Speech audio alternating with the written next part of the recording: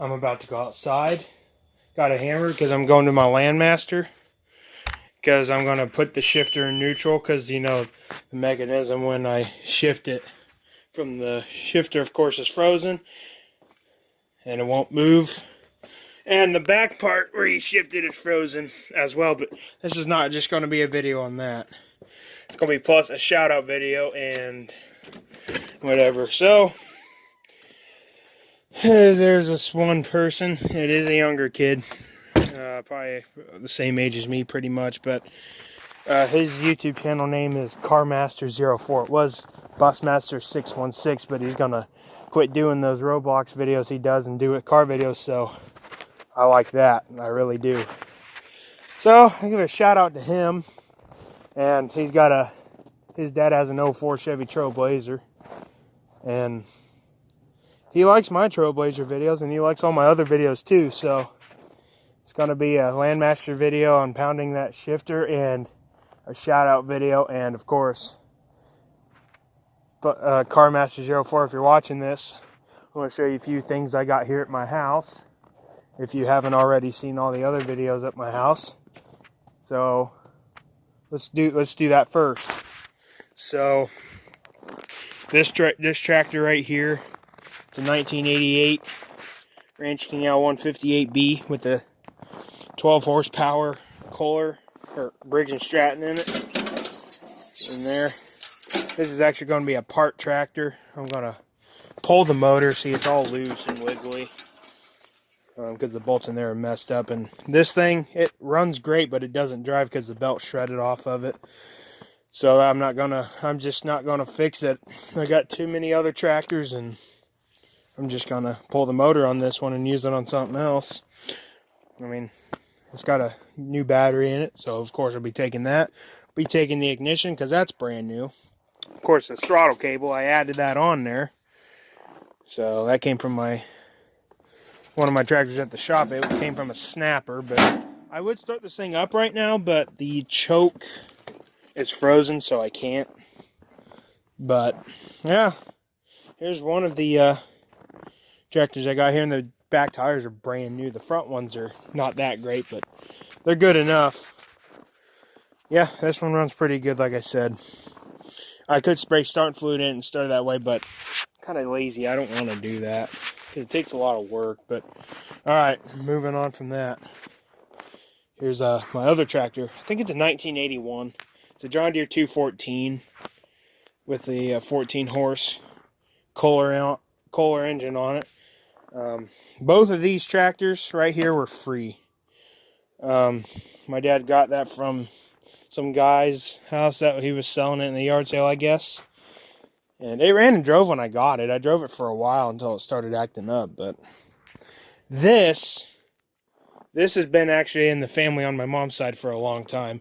This was actually my grandpa's tractor. In 2017, me and my grandpa got this thing running after 5 years. And, of course, ran perfect. I drove it around and stuff. Now, this thing's been through the ringer. I mean, it sat for like a long time at my grandpa's house. And then we got it running in 2017, and then I drove it for quite a while around over there, and then it eventually quit running, I think. So then in 2018 I tried it and it quit running, and it's been sitting for over there without being started for another like a little over 3 years. And then and then my cousin Jared and some other kid named Jackson, which is a complete dummy because he's the one that worked on this. So cousin Jared wanted to get this tractor and fix it up and get it running. I didn't really consider Jackson as my cousin, but he was the one mostly working on this thing. I mean, I'm telling you what, he screwed everything up. I mean, when I went there on December 2020, yeah, December 2020. Yeah, okay, that was 2 years, not 3. So December 2020, I went there to help get this thing running. and it didn't run right. So when we got it running, we replaced that, I think it was this fuel line right here. Then it fired up, but it only ran on choke, and it only started on started fluid. So I was like, oh wow, that's not good. And then it squeaked when it started. So let me tell you something. The problem is, Jackson put some silicone all over this freaking carburetor, so that's why it can get very good fuel flow, and that's why it was not running right. So after I got that silicone off, I did that, and I got the silicone off after I got the tractor. But let's just say when this tractor was sitting over there, they couldn't get it running right, and they didn't have time to work on it, so my uncle just parked it outside of his house for about December, for about 5 months. And then one day my dad was like, well, because I got rid of the 212, gave it to my cousin with bad autism because he loves John Deere's, and my dad was like, well, what about that 214 that your grandpa has? I was like, well, it's just doing nothing but sitting out there. So I called my uncle Jamie, and he says, and I asked if I could have it. He was like, we got to ask your grandpa. So then I called my grandpa, and then he says you could have it for nothing. So it's like, sweet. So I think it was on a weekday, so we waited until the weekend to go pick this thing up, and we picked it up, brought it back to the shop, and we let it sit for another month maybe, because we didn't get to it right away. And then we finally got to working on it. So I took the carburetor off, got all the silicone off of it, and put it back on, and it fired up and stayed running. And then I also realized that right here was leaking oil because the gasket was missing off of it. So me and my dad put silicone on it, and it was fine. And it turns out that, like, pretty much where the carburetor, wherever is, I think Jackson, he took a grinder and grinded off the old gasket material. So yeah, that's not good at all. So it was kind of screwed up, but we got it on there. And it's one of these $15 Chinese carburetors. There's something broken on the original one, which I bet when Jackson was taking it off, he broke something on it. And that's why, yeah, this carburetor's junk. I mean, we did get the governor working good. I can't start this one up either because it's got no gas, but I do have a plow on it. But I converted it to to a regular car battery. This actually came out of my John Deere 225. I'm just going to leave this in here until I get that tractor fixed because I don't want it to go bad. And then in the spring, when I get that tractor fixed, I'm going to put this battery back in it, and then get another one just like this for this tractor, a brand new one. I don't know if I'm going to get it from Walmart or Costco or Sam's Club, but yeah. I keep the choke bolts so no ice or anything gets in there, but look at this. That just like comes right off. So yeah, that's that. And of course the oil was changed. I still have to put the exhaust protector on, and then I got to put the front grille on and the air filter, but the problem is don't have the bolts for that, so I can't put that on right now. But yeah, this is like the worst tire of the whole tractor. The other tire's like brand new on that side.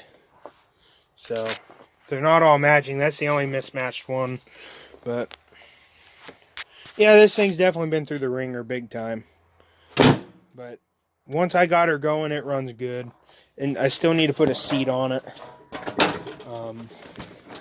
I got to get the headlights working.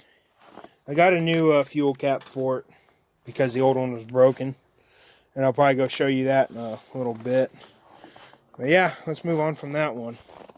So this one right here is a 1972 Sears Suburban 14 that I paid $450 for at a swap meet in 2020. I can't start this one up either because I turned the fuel on and the float's stuck, so gas just pours out of the carburetor. But it does run. I haven't fired it up in a long time, and plus I don't have the battery in this one. I got it at my dad's shop right now because since I haven't been doing anything with this, but this one's got a also 14 horsepower Kohler in it. It runs pretty good. The LED lights were already on it. I replaced the fuel cap because the old one was just, it was broken a lot badly. Put a new fuel shut off on it because the old one leaked. So that's good to go. I think I'm going to have to get a new ignition soon because sometimes it'll stay stuck to the start position. And I got to manually, sometimes I got to manually take it off start sometimes. So probably pretty soon I'll get a new ignition for it. But the tires are real good on it. It's also got a light in the back. But it does run good until it gets warmed up, and then when it gets when the engine gets hot, it'll die and not start. So yeah, that's that. And then once we get over to the Landmaster, I'm going to be doing the shifter thing. And of course, that's a Ford F-150 cab. It was from a 1995. That's what model that particular cab is. What year it is, it's a 95 model year. And yeah, I used to play in that a lot. It was here for a long time, but we're going to be scrapping it soon because I don't play in it no more because I actually got 2 trucks now. So yeah. And of course, I got the 2014 Landmaster LM650. I took the headlight bulb out, which I ended up breaking. So yeah, now I gotta, hopefully, I don't think I can get a replacement bulb for that, but I hope so. But here's what I got to do to this thing. I got to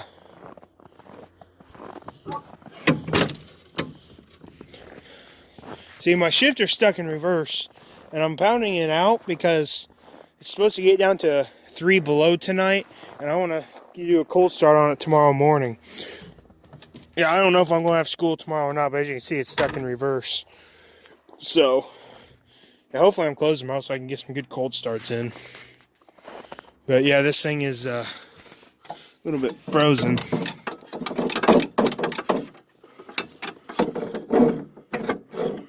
Yeah, I probably won't be able to.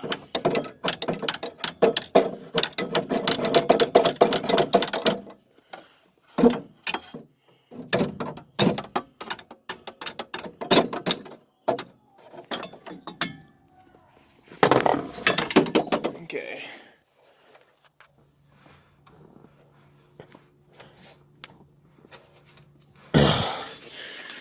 Yeah.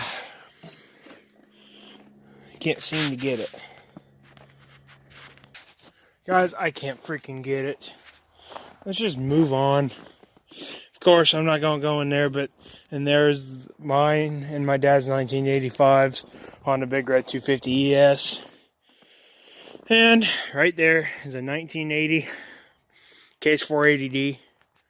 And then, of course, in the shipping container, I'm not going to go over there either, is a 1977 Case 224, a 2000 through 2003, or no, wait, it's in the 2000s, John Deere GT 225, and a 1995 Honda pressure washer. And then, of course, over there is the 2004 Lincoln Navigator. So, yeah. Hopefully I can get that thing unthawed soon. Yeah, I figured I'd just say everything we got, but yeah. Hopefully I can get a good cold start of this tomorrow. And I forgot the shifter was frozen. But yeah, I'm going to go to the Navigator and get the key and see if it'll crank. I don't think it will because I think it's still in reverse. But I'm going to end the video here. CarMaster04, I hope you enjoyed this video. And of course a shout out. Don't forget, guys, to subscribe to him and get him up to subscribers. Don't remember where he's at currently, but yeah, oh yeah, and this is January 25th, 2021, and this is what we have currently. We got like 4 inches of snow, I think. So yeah. So this is what we got here in Indiana. We got snow on Sunday and we got more yesterday. So And of course, this is Tuesday. Like I said, we're supposed to have a temperature of 3 below without the wind chill tonight. And the wind chill right now is like 5 degrees, and the temperature currently right now is 18. So yeah, it's going to be a cold one tomorrow morning. So what was I getting out of here? Oh, yeah, the keys. Guys, I'm going to end the video. I hope you enjoyed that. And I will see you guys in the next one. Alright, let's go try to get that thing cranked.